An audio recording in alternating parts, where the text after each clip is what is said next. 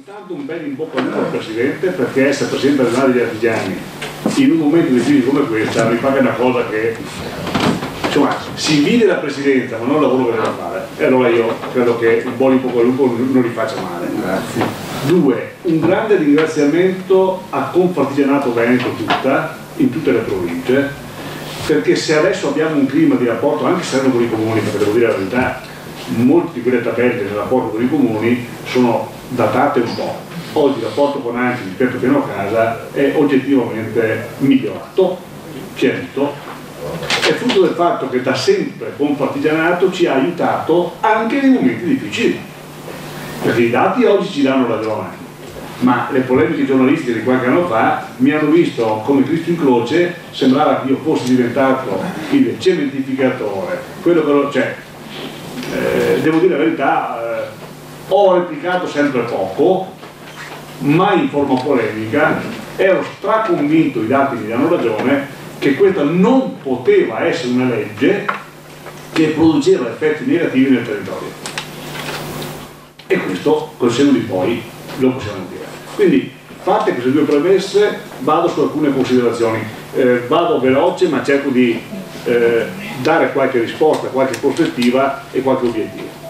2017, 10 maggio, dice la legge. È una data simbolica, il mio compleanno, sono sicuro che mi faranno un regalo, non importa qual è il mio ruolo, daranno continuità storica a questa legge, perché ormai non può più essere una legge a periodo. Il fatto stesso che i dati dicono che ormai si è sedimentato un numero di pratiche annue praticamente costante, fa sì che in parte, pur con alcuni difetti che abbiamo avuto in quest'anno di comprensione, sia diventato un convincimento nei cittadini, un convincimento nei tecnici, che questa è come fosse una norma di regolamento edilizio. Quindi credo sia logico pensare che i miei futuri colleghi di Consiglio regionale abbiano il senso di praticità di levare la data e lasciare la legge. Quindi si sa che abbiamo provato di farlo allora, ma la mediazione fu facciamo 3 anni e mezzo e poi vedremo. Do per contato sarà così. Aggiungerei una considerazione: 8.000 imprese artigiane, 14.000 lavoratori e tutti gli studi professionali del Veneto, che sono lavoratori anche quelli come le famiglie, che molte volte con queste 80.000 pratiche di piano casa hanno tenuto bottega aperta, perché credo che voi 80.000 pratiche, qualche studio con 2 o 3 pratiche sopravvive, perché parliamo adesso che in questo settore la parola sopravvivenza supera quello che può essere un sentire comune. Allora aggiungiamoci quelli e capiamo il valore economico e sociale di questa legge, perché questo è il senso. Dico, per fortuna abbiamo superato alcune incomprensioni con i comuni, almeno con la maggior parte. C'è ancora qualche, scherzando prima dicevo, c'è qualche giapponese che è ancora convinto che la guerra sia in corso, ma non possiamo farci niente. Ogni tanto si trova il giapponese e si dice guarda che è finita 60 anni fa. Allora, il TAR ci ha dato ragione rispetto al tema asiago, d'altra parte che un comune disapplichi una legge regionale sarebbe come dire che un singolo disapplica una legge nazionale. Domani mattina mi disapplico le tasse. Siamo tutti d'accordo? No? Mi pare che è un po' complicata la cosa. D'altra parte anche la legge sapevamo che era fatta bene, e il fatto che il governo avesse ricorso, spinto dalla politica regionale, non è che il governo ha ricorso perché si è svegliato, lo hanno stassato per ricorrere, abbiamo vinto anche questo ricorso, questo ci dà soddisfazione. Cioè, oggi la legge c'è ed è efficace. C'è una modifica in corso di consiglio, devo dire che su alcuni punti spero venga fatta, ma oggi la legge c'è ed è efficace e vorremmo prorogarla. Alcune ulteriori considerazioni. Questa è una legge buona, perché la filosofia che è buona, cioè è una legge che non costa niente. Siamo tutti bravi a insegnare a qualcuno cosa si deve fare con i soldi che non ci sono. Tutti dicono, se lo Stato mi dà i soldi, lo Stato ha tagliato i soldi, la Regione ha tagliato i soldi. Questa è una legge che non costa niente. Cioè, con delle normative, facciamo economia in Veneto per 3 miliardi e 2, dati non miei, facciamo il lavoro, salviamo posti di lavoro. Mi pare in un momento in cui i soldi non ci sono, creare economia è una buona cosa con delle carte. Quello che è l'obbligo che dobbiamo fare, e concordo con alcuni interventi che ho sentito prima, aggiungerei una piccola cosa: 3 miliardi e 2, se è un dato che mi viene dato e ci credo, hanno un di più che non è sempre qua. Dico una stupidaggine, ma capiamoci: di fronte a una casa che viene ampliata col piano casa, finito i lavori dell'impresa, finito i lavori dei tendaggi, c'è il giardiniere, c'è quasi un doppio che si aggiunge in un tempo medio breve rispetto a un intervento che non finisce mai quando è finito.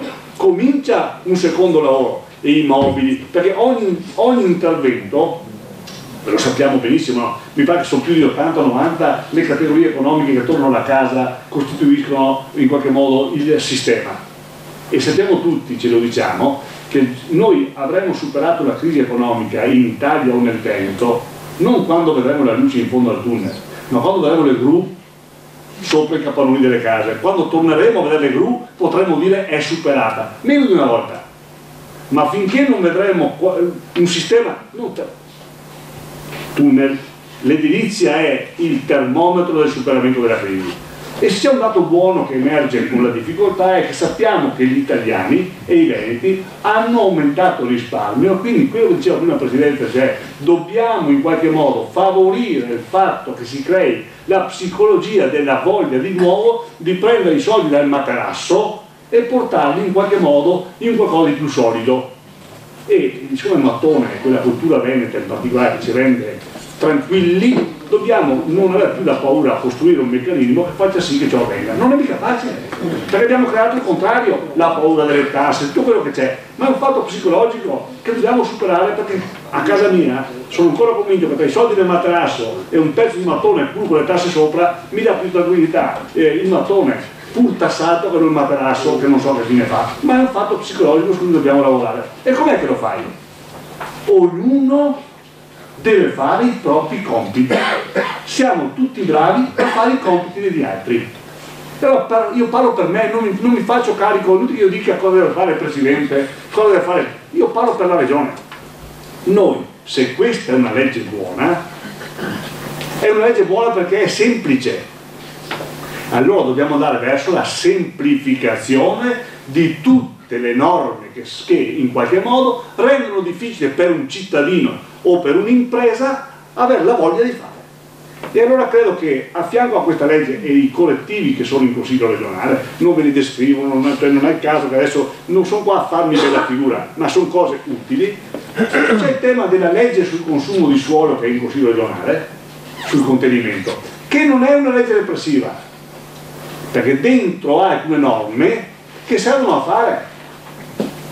Abbiamo il tema delle zone a rischio idraulico, dei fabbricati che hanno bisogno di essere messi a norma per la parte delle barriere architettoniche, dei fabbricati che devono essere messi a norma per la parte del rischio sismico, cioè tutte condizioni di convincimento, come si diceva prima, di un patrimonio edilizio che c'è, quindi che non occupa solo nuovo.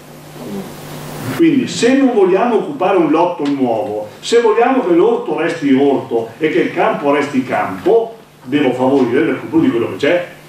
Ma siccome quello che c'è è vecchio, devo migliorarlo, e così avrò un risparmio energetico. Devo convincermi che mi conviene. La prima roba è semplificare la burocrazia. Quindi legge in corso, spero di approvazione, mio Dio, io lo dico ai miei colleghi, ma signore pietà, c'è un regolamento unico regionale. La seconda gamba della semplificazione è, per chi di voi che magari fa o l'edile o il tecnico o l'appassionato, è possibile 580 comuni in Veneto, 580 regolamenti, che un geometra o un tecnico diventa matto. Una volta lo faceva volentieri perché sai le parcelle, ma ancora non funziona più. Uno non si fa la casa se tu lo fai diventare matto. Dopo 3 domande in cui dici dipende, non torna più. Il dipende deve essere si può o non si può. Allora, regolamento unico regionale, si possa fare in quelli di Forno uguale a quelli di San Martino di Lupari, regole uguali per tutti, con alcune diversificazioni minimali per fattori geografici. È un po' diverso Jesolo da Cortina, chi non lo capisce, ma non mi si dica che due comuni con le stesse caratteristiche, che sono confinanti, hanno uno il volume netto, uno il volume lordo, uno l'altezza sottogorna, uno l'altezza sopra l'onda, uno l'altezza media. Basta. Semplificazione.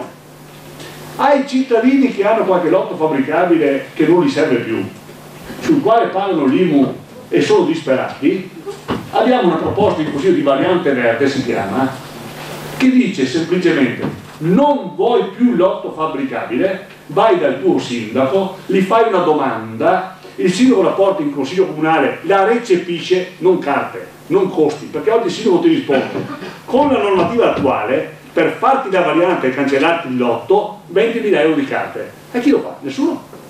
Quindi, in quel modo, con semplicità, il sindaco guarderà se cancellare il lotto che io ho chiesto, che non mi serve più. Una volta era un capitale, oggi è un problema, faccio danni agli altri.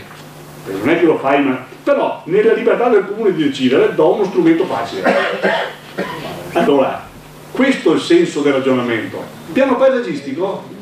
Ma quanti di voi vi dicono: Madonna, ho fatto il progetto, lo mando in sovrintendenza e come gioco dell'oca mi torna a casa? Anche là stiamo facendo un lavoro ciclopico di semplificazione per avere un accordo con Sovrintendenza Veneto nel suo complesso. Non vi dico, siamo già a 28 incontri con 30-40 persone incontro, mi sembra di essere Mosè con la colonna.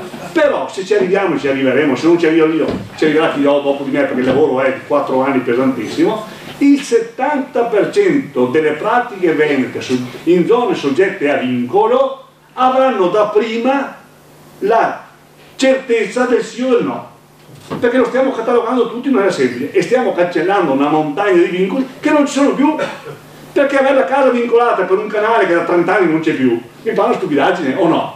Allora, la catalogazione della cancellazione dei vincoli, ma tutto questo, e potrei continuare, tutto questo è semplificare le carte per quei poveri cristi che hanno ancora voglia di spendere 2 soldi, perché se tu lo stanchi quella percentuale crolla, se tu lo favorisci quella percentuale cresce, e se rinasce quello spirito.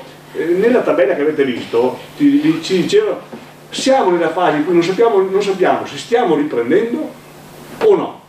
Ma capite la differenza di immaginare che se la frase fosse stiamo riprendendo, vai a casa più contento, e di motivi, ma se non lo sappiamo ancora siamo ancora frenati. Dobbiamo metterci nelle condizioni di far sì che in noi ci sia la convinzione che le cose si possono fare, ma dipende da noi, creando strumenti di facilità. Ecco, io credo che il compito della Regione oggi sia, visto che la fiscalità non è competenza nostra, io non posso con legge regionale creare una condizione di vantaggio fiscale. Perché il piano casa è buono? Perché lo Stato ha fatto una legge che anche quella deve diventare permanente. Basta ogni anno la proroga, uno deve vivere non con l'ansia. Dice: restauri la casa, tu sulla fiscalità hai un vantaggio. Io Regione non posso perché tocca allo Stato la fiscalità. Io cosa che ho fatto? Restauri la casa, ti do un aumento di cubatura, cioè ho usato lo strumento che ho. Questo combinato discorso va bene. I comuni: ma Zorzato, mi hai levato gli oneri sugli ampliamenti del piano casa, non do più soldi. È un po' vero, un po' no, perché fino al 20% di aumento di cubatura era già esente che prima, quindi è un po' vero in piccola parte. Dovremmo fra un po' correggeremo, oppure diamo al comune un contributo dall'altra parte, lo faremo.